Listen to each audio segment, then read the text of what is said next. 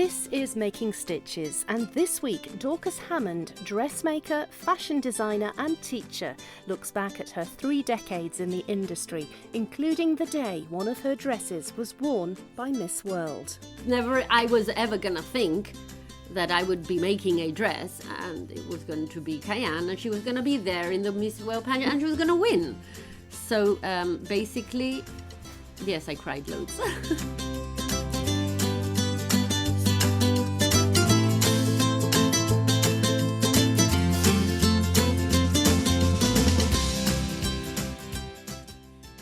Hello and welcome to Making Stitches. I'm Lindsay and this is the 10th and final episode of this first series. Now, before I go on to introduce you to my fabulous sewing teacher Dorcas Hammond, I've got a little favour to ask. As this is the last episode in the series, I'd love it if you would consider leaving a review about Making Stitches on your favourite podcast provider, whether that's Apple Podcasts, Google Podcasts, Spotify, Stitcher, or wherever you listen. That would really help me an awful lot with organising Series 2, which should be coming your way later this year. Now, back to business. This is a big deal for me, not just because it's the end of the first series, but it also marks the end of an era too. We've been based here in Gibraltar now for 11 years, and our time here has come to an end. Next month, my family will be relocating back to the UK. And I thought this was the perfect time to share a Gibraltar-based story, which is very special to me, that of my sewing teacher, Dorcas Hammond. I've been going to the Fashion Academy run by Dorcas for 5 years, and during that time I've learned pattern drafting and cutting. She's helped me overcome my fear of putting in zips and setting in sleeves. Dorcas has an amazing patience with her students, but will not tolerate sloppy sewing. I have been given the look a few times and had to unpick something which wasn't up to her exacting standards. Dorcas has been working as a dressmaker and designer for over 30 years. I interviewed her about a year ago, well before the days of the lockdown, and she spoke to me all about her life and how she ended up doing what she loves, including making that dress for Miss Gibraltar, Kaiane Aldorino, in 2009, when she was crowned Miss World. We had a chat in her busy workshop on one of the back streets of Gibraltar.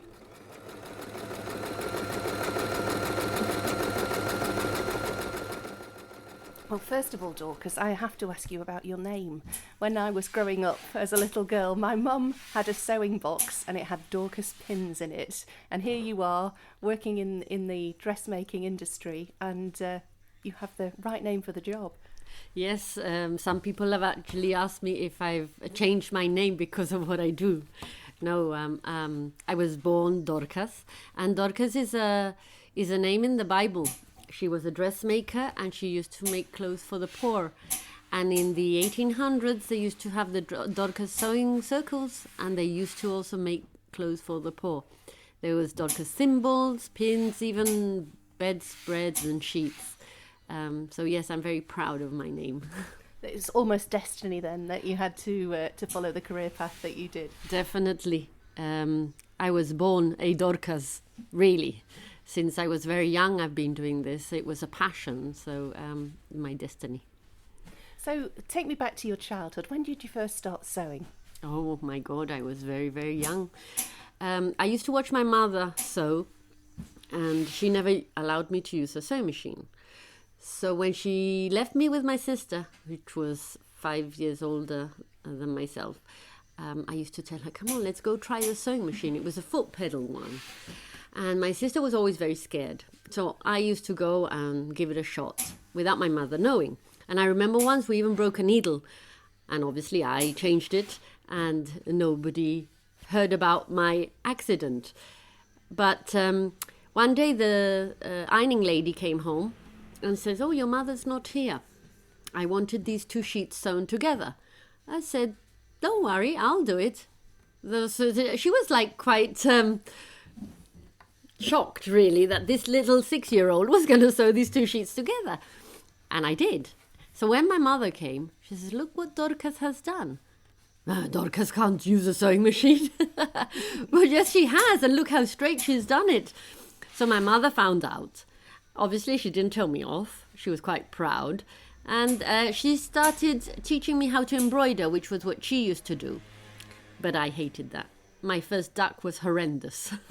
So no, that wasn't my thing. I started sewing for my dolls. All the scraps that my mother used to leave behind, I would make little things. I remember there was a Pippa doll, which must have been about, I don't know, 5 inches. And I used to make these lovely clothes with those tiny fingers, because I'm sure that I can't do it now. And I had a huge selection of clothes.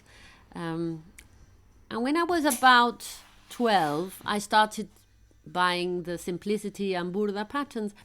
And then really is when it started taking off a bit more professional, if I may say so.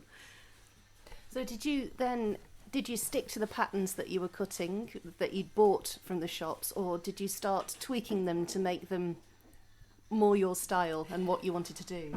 Well, when I was 12, I would stick to the patterns. But as I grew up, maybe around about 15, I did start tweaking. And then I would incorporate in the patterns the design I had in my head. I never used to draw the designs at that point. It was always in my head. And I created for myself. Then I was working in a perfumery when I was about 15. And people started asking me for clothes. So I started making things for clients. And in between lunchtime, between 1 and 3, I'd sew. And when I got home at 7, I'd sew until 12 o'clock. And I was never tired of sewing. By that time, I was tweaking all the patterns and creating either what the clients wanted or what I wanted. So you were running 2 jobs effectively at the same time then. Your work in the shop as well as your work at home with the sewing. At what point did the balance tip and you decided to spend much more of your time doing what you love? Well, from the beginning, at 15, I used to tell my mother that I wanted a workshop, because I had heard the stories of my great-grandmother, that she was a tailor with her mother, and they had a workshop. And at the time, it wasn't like the in thing in Gibraltar to have a workshop for dressmaking. People used to sew at home. My mother used to say I was crazy, and she wouldn't allow it. It took a long time. I actually opened my workshop when my kids were 1.5 years, and that must have been around 1990 or something like that. And that's where I had my first workshop. It was something really odd in Gibraltar. It was a very new thing. People come to a shop to have something made as opposed to going home. And I guess to put things into context for people who aren't from Gibraltar or don't know too much about Gibraltar, I guess when you were a child, the border was closed. So the options for going shopping for clothes were quite restricted. So I guess home sewing was quite possibly a lot more popular in Gibraltar than it was elsewhere at that time. Oh, definitely. Yes, of course, you had the shops that you would normally have had at the time, but home sewing was like the normal thing. People would go into someone else's house and have things made, and the dressmaker would be there sewing all day. And I wasn't going to see it like that. I wanted to have a place where I could create and sew independent of my house. And that I achieved. But my mother used to say I was totally crazy. So at what point did it change from being self-taught? Because I know you went off and did some courses to kind of build on the experience that you'd already gained yourself. Well, I always thought I knew less, because being self-taught, you don't know how much you know. It's something quite weird.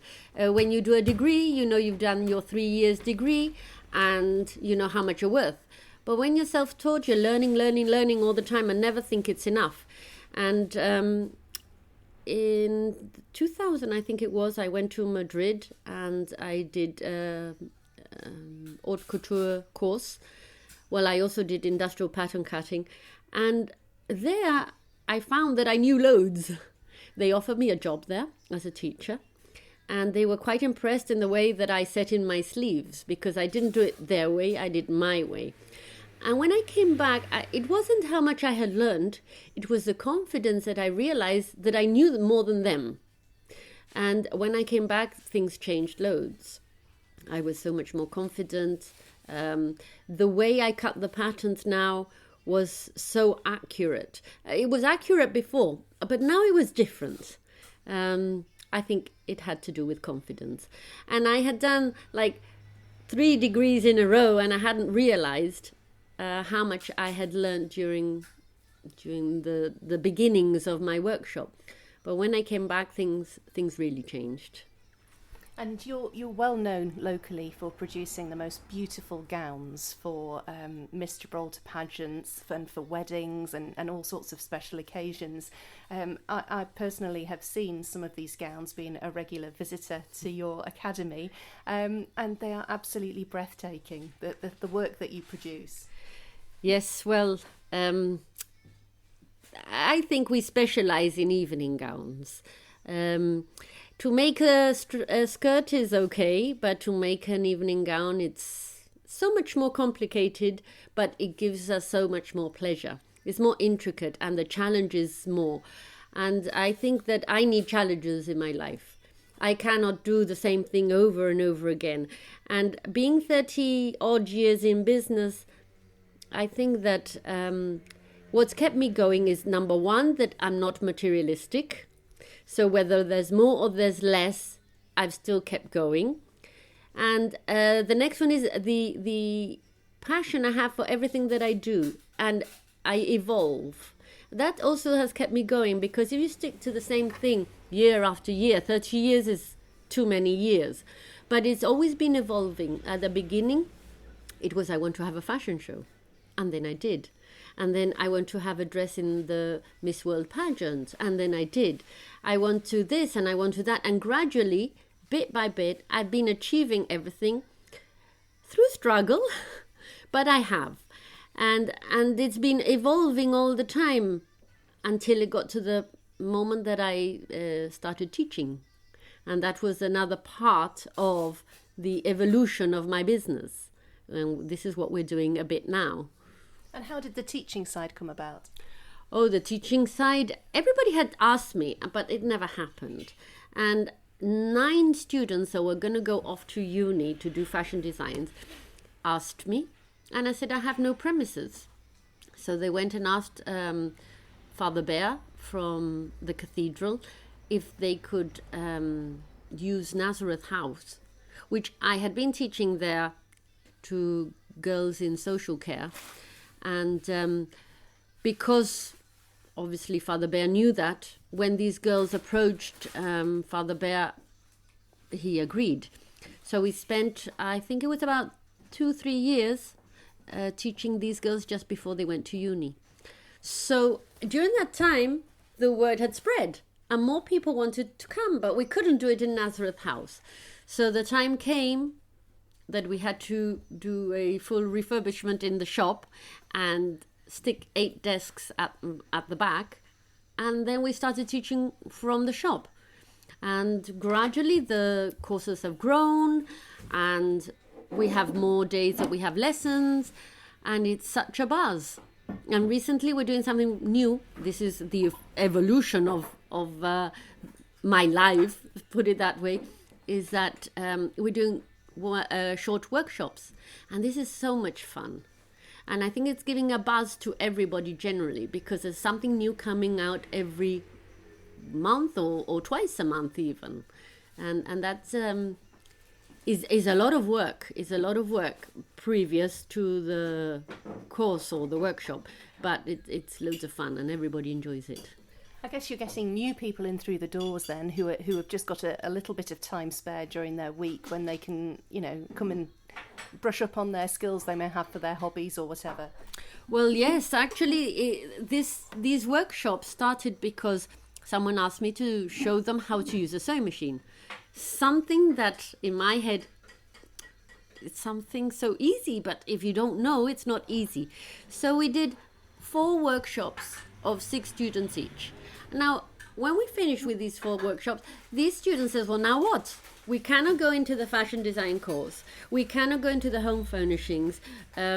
What do we do?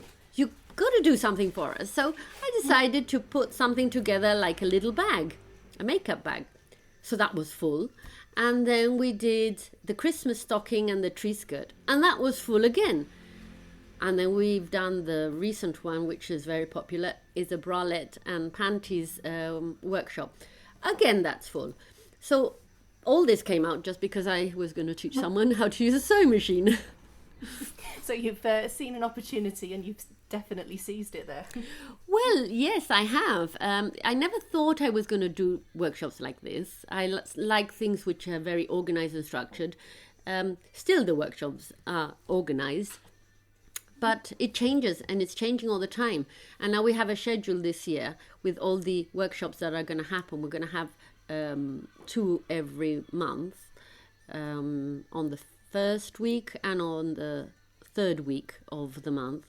And it's very exciting putting these together, and it's given me a buzz as well, because all the other workshops, the courses are already written. We have the 3 books, level 1, level 2, level 3, home furnishings already written. So now this is giving me obviously extra work, but an extra buzz too, which keeps me going. Now, you alluded earlier on to the fact you always wanted to design a dress that was going to be worn at a Miss World pageant. And, of course, that came with bells and whistles on as well when you made the dress for Kaiane Aldorino in 2009. Well, that was a weird one, because someone was like, I was like a puppet. God or something, or the energies, or just taking control over me. 3 years previous to that, I had designed an outfit for Christian Santos, a friend of mine, which was an angel, because his logo was an angel. And on the day that we finished it, we put on the wings and everything. I said, I've got to make this dress with a long skirt and with a slit. And my staff were there and Christian was there, and we said, we'll save it for the right moment. And we'd made little things similar, because it was appliqued on a mesh, transparent mesh. We made little ones, but nothing with this in mind. And one day Christian calls me and he says, do you want to make a dress? They go, yeah, for you? And he says, no, for Kaiane. I said, but she's not here. He says, don't worry, you can do it. So when we met, he says, I want you to make the dress like my angel.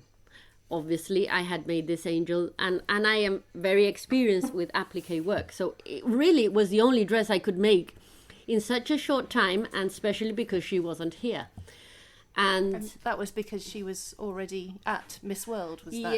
Yes, because she had gone into the finals, and she had worn a dress, a lovely dress that Priscilla Sacramento had made, and she'd slimmed down, and they asked me to make a different one because she was in all the pictures with that dress. So, well, I agreed, but not giving it much thought. I think if I would have thought about it, I would have freaked out. And we did it in a week. I had the lace that had been left over from other appliques from a show that we'd done. The mesh I had to dye in coffee because she was very tanned, so it wasn't good enough. And then Christian brought the fabric for the skirt, and I don't know who brought the crystals, so it was all a mishmash of everybody just putting this together. And we made it, and the parents took it on the Saturday. We didn't even know if she was going to wear it. She might not like it. It might not even fit. I don't know. But she did. She liked it, and she wore it, and after that I cried loads. Because I was ever going to think that I would be making a dress, and it was going to be Kaiane, and she was going to be there in the Miss World pageant, and she was going to win. So basically, yes, I cried loads. I'm not surprised, but how fascinating to hear the fact that you had to dye some of it with coffee. Well, you can't believe the things we do here. People don't know. But yeah, we've had all sorts of stories. I actually should write a book. I think you probably should, yes. Yeah. I'd make loads of money with a book. So would you say that was the highlight, the pinnacle of your career then? Seeing your dress, with Kaiane wearing your dress and being crowned Miss World? Well, I've had so many highlights in my life. Yes, it's one of them. But it's been 30 years, so I've had all sorts. Loads of stories to tell, loads of important things that I've done. It was a very important time. But yeah, I never thought that I was going to be in that position. This is why I said at the beginning, I was like a puppet being manipulated by some other forces, because I don't think I even stopped to think. That's why I cried so much after that. So what does the future hold for Dorcas Hammond and for your workshop and your academy? Really? I don't know, because I've tried so many different things, and some have worked, some haven't worked. I would love to sell my clothes up the coast, exclusive designs. That is one thing that I've always tried and haven't seemed to achieved it. I've had fashion shows everywhere, but we haven't got a shop. That is one thing that I'd like to do. At the moment, we're doing something else, which is we're trying to either sell tutorials online. So that is an option. Within the school, do these workshops that we're doing, we would like to, at some point, have the academy online. And just grow and just evolve to what makes me happy and my students. My thanks to Dorcas for speaking to me all about her life in dressmaking and designing. That interview was recorded a year ago, long before the restrictions regarding COVID were in force, and before Dorcas launched her online sewing school and YouTube tutorials. I'll include a link to both in the show notes for this episode. You can also find Dorcas on Facebook and Instagram. Just search for Dorcas Hammond. All that remains is for me to say thank you to you too for listening, and for all the marvellous support and feedback I've received since I launched this podcast back in April. If you could find the time to leave a review on your favourite podcast app, I would be hugely grateful, and please do tell your friends about it too. Please keep following Making Stitches on social media throughout the summer, and I'll let you know as soon as I can when Series 2 of the podcast will be online. My name's Lindsay, and this podcast was recorded and edited by me. You can also find me on my blog, Postcard from Gibraltar. Thank you so much for listening, and until next time, keep safe and enjoy your crafting.